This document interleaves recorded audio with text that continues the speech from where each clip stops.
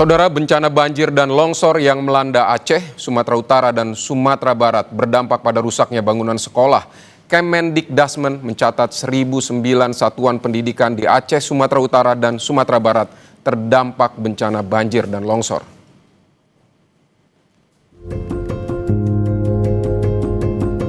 Bencana banjir dan longsor yang melanda Aceh, Sumatera Utara, dan Sumatera Barat berdampak pada rusaknya bangunan sekolah. Di Tapanuli Tengah, Sumatera Utara, SD Negeri 158498 Aik Tolang Tapanuli Tengah masih terendam lumpur setinggi 50 cm. Sejumlah fasilitas juga rusak akibat banjir dan longsor. Rusaknya fasilitas pendidikan dan tebalnya lumpur membuat aktivitas belajar mengajar dihentikan. Pihak sekolah berharap pemerintah melakukan pembersihan sekolah terdampak bencana. Sama sekali memang tidak ada aktivitas, Pak, sampai hari ini. Tidak bisa, Pak, aktivitas. Jadi kami berusaha juga dengan beberapa orang guru sudah bergotong royong membersihkan. Yang bisa kami bersihkan hanya sebagian ruangan kelas perpustakaan, termasuk ruangan multimedia, itu yang bisa kami bersihkan, dan kantor. Kalau ruang kelas sampai sekarang masih berantakan, Pak, meja kursi masih, ya, dan sarana-prasarana di dalam kelas yang rusak. Banjir yang melanda Aceh sepekan terakhir masih merendam SMA Negeri 1 Pekanpidi di Kabupaten Pidi Aceh. Sudah 3 hari, banjir merendam SMA Negeri 1 Pekanpidi setinggi 30 hingga 50 cm. Air yang meluap dari area persawahan di sekitar sekolah membuat banjir tidak kunjung surut. Ruang kelas, ruang guru, hingga perpustakaan terendam air dan sama sekali tidak dapat digunakan untuk kegiatan belajar mengajar. Akibatnya, aktivitas belajar mengajar diliburkan hingga banjir surut. Dinas Pendidikan Aceh masih mendata jumlah sekolah yang terdampak banjir. Tidak hanya Pidi, banjir juga merendam dan merusak sejumlah sekolah di kabupaten lainnya dan membuat ujian semester terpaksa ditunda. Satu alternatif yang paling mungkin pertama belajar di rumah. Tapi kalau kita lihat dalam tempo yang lama mungkin kita akan sediakan tenda belajar waktu dekat atau anak-anak kita relokasi dulu ke sekolah-sekolah terdekat. Kemendikdasmen mencatat sebanyak 1.009 satuan pendidikan di Aceh, Sumatera Utara, dan Sumatera Barat terdampak bencana banjir dan longsor. Menurut Dirjen PAUD Dikdasmen, Gogo Suharwoto, jumlah satuan pendidikan yang paling banyak terdampak berada di Sumatera Utara. Gogot menyebut jumlah ini masih mungkin bisa bertambah. Dari jumlah kerusakan akibat bencana di Sumatera, 62.000 siswa terdampak dan untuk sementara terhenti hak pendidikannya. Kemendikdasmen kedepannya berencana akan mendirikan tenda sebagai sekolah darurat untuk ruang belajar sementara. Sekolah-sekolah mereka itu apa saja yang diperlukan bantuannya. Nah, contoh tenda darurat, berapa sih yang diperlukan tenda daruratnya. Kemudian perangkat untuk pembelajaran, namanya school kit ya, mulai dari buku, seragam, sepatu, juga alat-alat tulis ya, yang bisa digunakan pada saat mereka harus belajar di tenda-tenda ya, atau tempat-tempat pengungsian. Jadi 62.000 ya. Totalnya 62.000 itu artinya jumlah anak yang mengungsi ya, yang terdata itu sekitar 62.000. Siswa yang kini seharusnya menjalani ujian akhir semester terpaksa menghabiskan waktu di pengungsian bersama anak-anak lainnya. Tak hanya kehilangan tempat tinggal dan keluarga, mereka juga kehilangan hak mereka untuk mendapat pendidikan. Tim Liputan, Kompas TV. Saudara, bagaimana penanganan pendidikan di tengah bencana? Kita telah bergabung dengan Menteri Pendidikan Dasar dan Menengah Indonesia, Profesor Abdul Muti, di sela kunjungannya ke SMPN 1 Tanjung Raya, Kabupaten Agam, Sumatera Barat. Selamat siang, Pak Muti. Terima kasih untuk waktu Anda di Kompas Siang hari ini.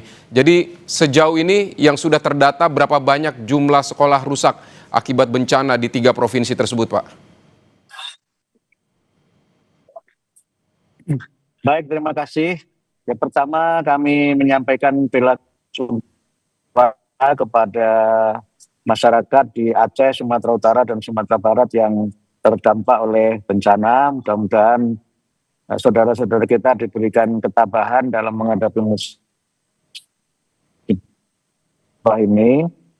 Yang kedua, kami dan Pendidikan Dikdasmen untuk melakukan pemetaan dan juga pendataan serta melihat langsung kondisi kerusakan di 3 provinsi, khususnya untuk sekolah-sekolah di Aceh, Sumatera Utara, dan Sumatera Barat. Dari data yang kami himpun untuk sementara, mungkin data ini masih terus bertambah, karena beberapa ada yang memang belum bisa kita jangkau.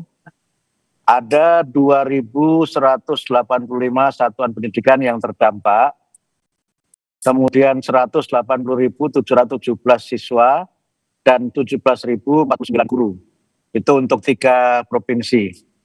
Kemudian khusus untuk di Sumatera Barat, hari ini saya masih berada di SMP Negeri 1 Tanjung Raya, dan kami tadi memberikan bantuan untuk masyarakat yang terdampak.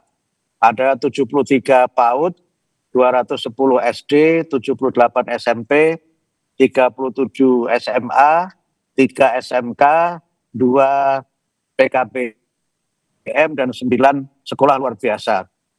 Nah, kami tadi menyerahkan bantuan secara langsung untuk PAUD yang terdampak itu masing-masing 10 juta, untuk SD 15 juta, SMP 20 juta, SMK dan SMA masing-masing 25 juta.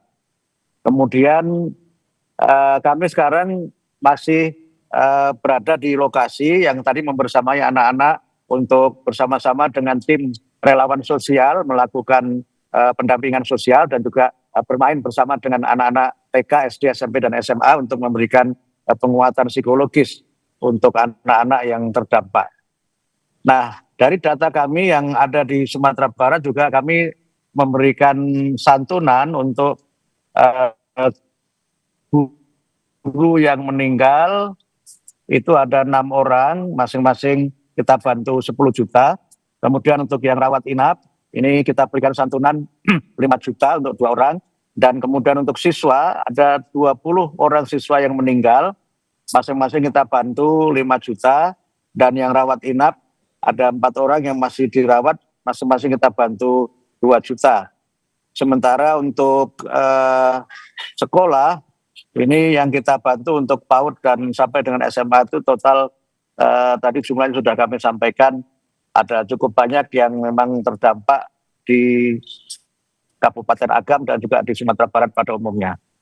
Baik, Pak Menteri, jadi untuk para siswa, ini nasib mereka bagaimana? Apa langkah darurat yang sedang dilakukan untuk memastikan anak-anak ini tetap bisa belajar meskipun sekolah mereka terdampak banjir? Baik, ini kami sudah koordinasi dengan Dinas Pendidikan di provinsi maupun kabupaten kota secara kewenangan untuk pelaksanaan kegiatan belajar mengajar, dan juga sekarang ini beberapa memang sedang melaksanakan tes akhir semester ya, yang itu memang kebijakannya kami serahkan sepenuhnya kepada pemerintah daerah. Tapi dari beberapa yang sudah kami bertemu dan juga kami tinjau, ada yang memang seperti kemarin di SMA Negeri 1 Batang Anai yang kami kunjungi, itu dari 21 ruang kelas ada 15 yang masih bisa dipakai. Nah, untuk kelas seperti ini kami sarankan agar mungkin nanti sekolahnya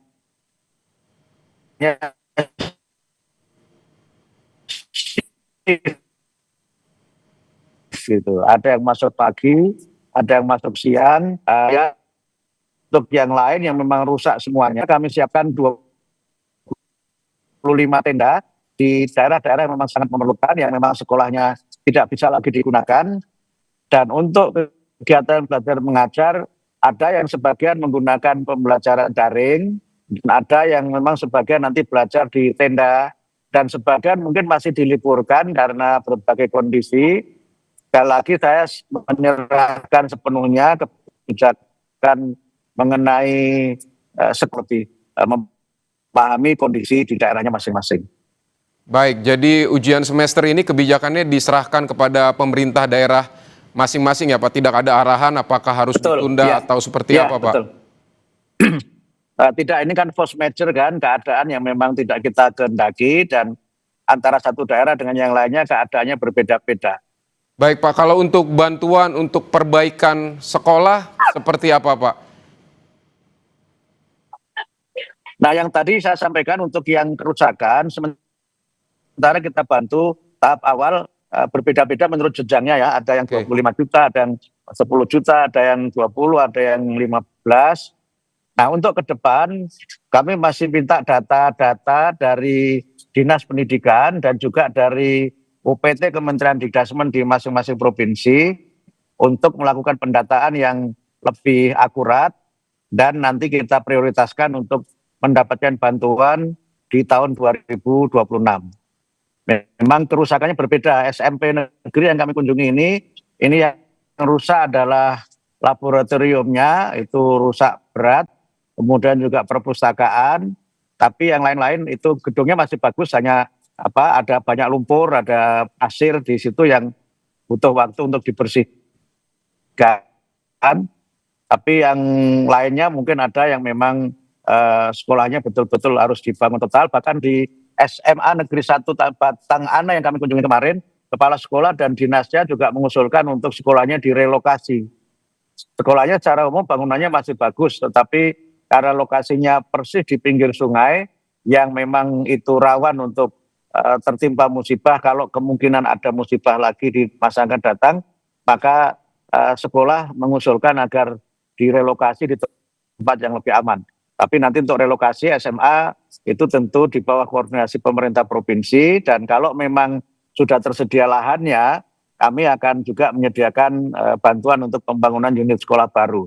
Jadi bervariasi, Mas, ada yang memang bangunan unit sekolah baru, ada yang rehab, ada juga yang mungkin hanya bantuan-bantuan yang rusak ringan, juga kami berikan bantuan yang untuk operasional, mudah-mudahan bisa mempercepat proses pemulihan dan dapat digunakan kembali untuk kegiatan belajar mengajar.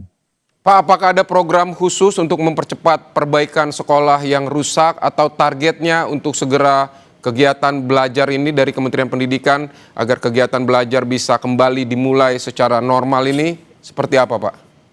Ya, ini kan sebenarnya sekolah dalam masa tes akhir semester. Kemudian setelah itu kan liburan sekolah kan. Mereka baru masuk itu di minggu pertama bulan Januari tahun 2026. Nah, mungkin masa-masa libur itu dimanfaatkan untuk melakukan pembersihan sekolah-sekolah yang memang terdampak oleh banjir dengan kondisi yang sebagian memang penuh dengan lumpur. Ini yang saya kunjungi ini penuh dengan batu. Nah, yang rusak itu nanti kita prioritaskan tahun 2026. Mudah-mudahan kalau anggaran bisa kita gunakan di awal tahun 2026, misalnya di bulan Februari misalnya, itu sudah bisa langsung kita lakukan proses untuk pembangunan kembali sekolah yang rusak berat. Baik Pak, apakah ada kebijakan untuk fleksibilitas kurikulum mungkin atau penyesuaian waktu belajar untuk siswa yang terdampak bencana ini, Pak? Saya kira tetap ya, kalau kurikulum kan akan tetap sebagaimana biasa, karena kalau nanti kurikulumnya dirubah tentu akan berdampak terhadap kualitas mutu, tapi fleksibilitas kegiatan pembelajaran itu tidak bisa dihindari. Jadi mungkin sebagian ada yang akan belajar dengan daring atau seperti saya sampaikan tadi, sebagian mungkin pakai shift gitu, ada yang masuk pagi, masuk siang, tentu sesuai dengan keadaan dan kebijakan pemerintah daerah masing-masing. Pak Menteri, untuk anak-anak yang sekarang mungkin masih di posko pengungsian yang fasilitas belajar mereka ini tidak ada, apakah ada dukungan juga misalnya mengenai alat-alat untuk mereka belajar atau seperti apa Pak dukungan dari pemerintah untuk fasilitas mereka, fasilitas belajar mungkin buku atau perlengkapan alat tulis atau seperti apa Pak? Iya, tadi kami membagikan school kit ya untuk anak-anak, baik untuk jenjang TK, SD, SMP, SMA, dan SMK. Kemudian juga tadi kita juga memberikan bantuan untuk peralatan-peralatan dan juga ada bantuan berupa pakaian seragam sekolah kita berikan ke anak-anak yang memang memerlukan, dan belajarnya untuk sementara yang memang sekolahnya belum bisa dipakai bisa dilakukan sementara di tenda-tenda yang kami siapkan. Baik, Pak Menteri, Profesor Abdul Muti, terima kasih untuk waktu Anda di Kompas Siang. Selamat bertugas kembali, Pak. Terima kasih, terima kasih. Saudara, usai jeda kami